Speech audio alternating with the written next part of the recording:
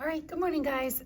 So here is our next lesson in chapter 4, which is length of an arc. So thing number 1 is to understand what an arc is. So an arc is just a part of the circumference, okay? So if we look at this picture that you have in your notes, this section right here, from just on the outside, this is our arc, okay? So when it says to find the length of an arc, we are finding, like if we were to take a tape measure, what is the length from the ends of these radii, okay? So yesterday I spoke about how you have to understand that this like little slice of pizza, this sector right here is at the center of a circle. Here's another visual that supports that this sector is just a section of our circle where theta is at the center of our circle. So your R stands for radius, your theta. So theta is a special variable that we always use for a missing angle, okay? So this theta is the central angle of our circle. And then they use the letter S to represent the length of an arc. So S will be the letter we use to represent arc length, okay? R is our radius, and then times our theta, which is our central angle, okay? And so a phrase you need to be familiar with, and if you remember from geometry, you saw it a little bit there, where it says an arc subtends an angle. Basically, it just means that this arc, if I connect it from the end point to the center, from the end point to the center, it's creating that angle at the center. So this is the part of the circumference, or the arc, that is opposite of our central angle. So anytime you see this phrase, subtends an angle, I don't want you to freak out. It simply just means the arc and its opposite angle at the center of the circle. Sometimes it's in radians, sometimes it's in degrees. Just pay attention. If it's in degrees, you'll want to go ahead and change the mode on your calculator to degrees. If it's in radians, you'll want to keep it at radians. All right, so we have our first example is just a basic solving for the arc length. So an arc subtends an angle of pi thirds radians. So this is our theta, okay? So theta is equal to pi thirds. We're in radians, so we just need to make sure that our calculator is also in radians. The center of a circle, okay, with radius of 15 centimeters. So that's my R. All right, find the length of the arc in terms of pi. So that means we need pi in our answer. Okay, so our formula is simply S is equal to radius times theta. So my radius is 15 times pi thirds. It said leave it in terms of pi. Okay, again, we talked about this yesterday. Make sure that you understand that that means you're going to have a pi in your answer. Okay, so 15 and 3 can be reduced, and that is simply just 5. So leave your pi, 5 pi centimeters. This is what we call a linear measurement. So my arc length is simply 5 pi centimeters. Okay. All right, so your sector is this whole space. So all color. Okay, but your whole slice of pizza, that is your sector, okay? So a sector has an angle of 1.5 radians. So this got brought up a lot yesterday when you guys were working on your homework for 4.1. What this means is that they've hit the pi button in the calculator, and instead of leaving their angle in terms of pi, they have then now calculated what it is with the pi. So our theta is still in radians, but now it looks like a decimal, and that's okay. This time it tells you that your arc length is 12, and we're solving for the radius. So this means that my S is 12, and I'm solving for my R. Okay, so still using the same formula. S is equal to R times theta. Fill in what you know. Well, we know that our S is 12, so I'll replace that. And I know that my theta is 1.5, and then times R. So now you just divide by 1.5, and you get 8. So my radius is 8. Don't forget your units, centimeters. Radius is also what we call a linear measurement, meaning we're not going to have to square or cube our units. All right, so now we get into the nitty-gritty. All right, so this is more like what your questions will look like, okay? What we've done so far is just a basic understanding of the pieces, okay? So we have a triangle ABC, so that's this whole big guy right here. They say it's isosceles. So please remember that isosceles means we have two congruent sides. But what that also means is that the angles opposite of those two sides are also congruent. So it might be kind of hard to see, but this angle A down here is also 0.9 radians. So these two angles are congruent because those two sides are congruent. All right, they're telling you that AC and CB are 8 centimeters, also labeled in the picture. They tell you that CD is an arc of a circle with center B. So remember, this is the center of my circle right here. Okay, so this is my center of my circle. Okay, again, just like we mentioned before, what you're staring at, this unshaded section is the same thing as this shaded section. Okay, I find it really helpful to try and make that connection there, okay? All right, and angle ABC is 0.9 radians. So we're gonna find the length of this arc. Then we're gonna find the length of this, nope, just AD. And then we're gonna find the perimeter of the shaded region. Okay, so step number 1. Find the length of the arc. So I'm using my arc length formula, radius times theta. So if you remember from looking at our picture, if this is the center of my circle, that means that these two pieces right here are my radius. Okay, so my radius is 8. My theta is 0.9. Again, so because your theta is not written in terms of pi, it simply just means that they calculated it and like in the calculator and I hit the pi button. All right, so I just plug it in. 8 times 0.9. And this is going to give me 7.2 centimeters. And just make sure you pay attention to whether you are rounding or not rounding. 8, let me just triple check. Okay, so this is a what we call a truncated or a terminating decimal.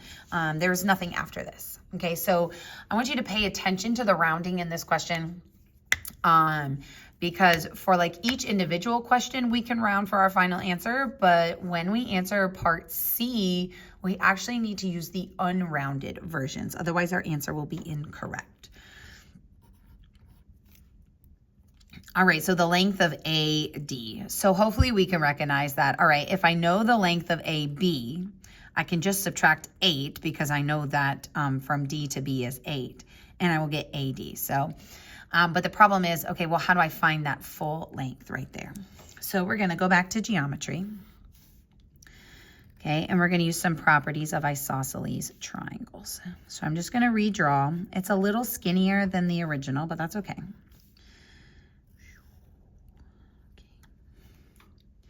All right, and then I know that this is 8. All right, so remember this is an isosceles triangle. Okay, so our base angles are congruent, and I want to get rid of this. Sorry, don't write that.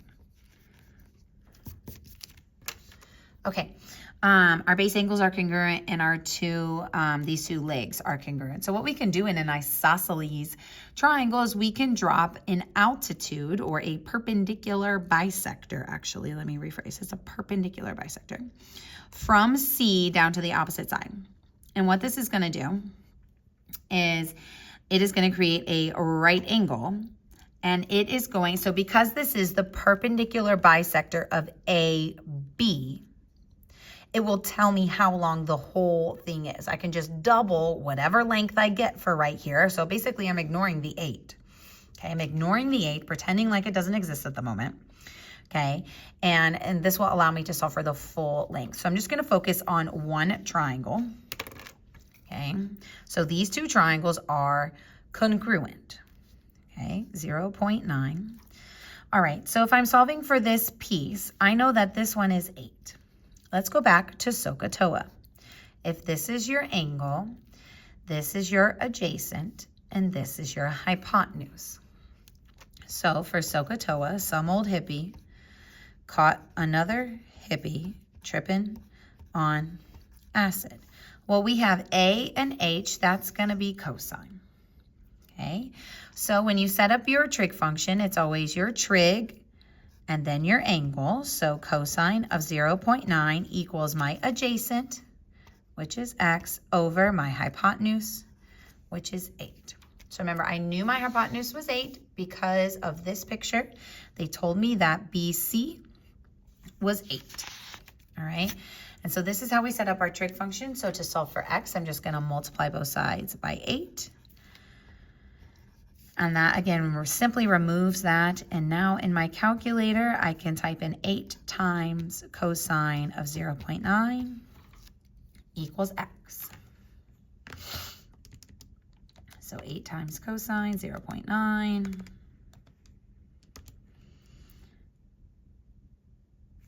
Let me make sure I'm in radians. Okay. Oh, I didn't type it in right, sorry. 8 times cosine 0.9. All right, so remember, this is just giving me half of AB, okay? This answer is just giving me half of AB. So this is, I'm not gonna round, 97287, okay? So that's x, but this whole thing is 2 times x. So AB is gonna equal 2 times 4.97287. And so AB is equal to 9.9457. All right, so this is my whole thing, okay? So remember, I need to find AD. That's my whole goal, is to find AD. So remember, if I know the whole thing, I can subtract the 8, which is the distance from B to D, okay? So I'm gonna write it out like this. AD is gonna equal AB, the whole side, minus DB, that short little piece that we are provided. All right, so AD is going to equal this 9.9457 minus 8. And so AD is equal to 1.9457. Okay, so I want to write this version because I need to round this to get my answer. But when I answer part C, I need to make sure I use the unrounded answer. I'm hoping that your previous math teachers have told you that the more you round within the problem as you start to solve, the less accurate your answer is. So we want to make sure that our answer is the most accurate.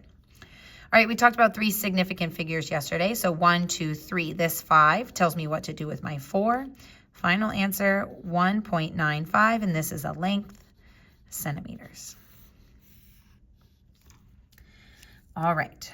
Okay, so now I know all the pieces. I know AC. Oh, sorry, I can't see.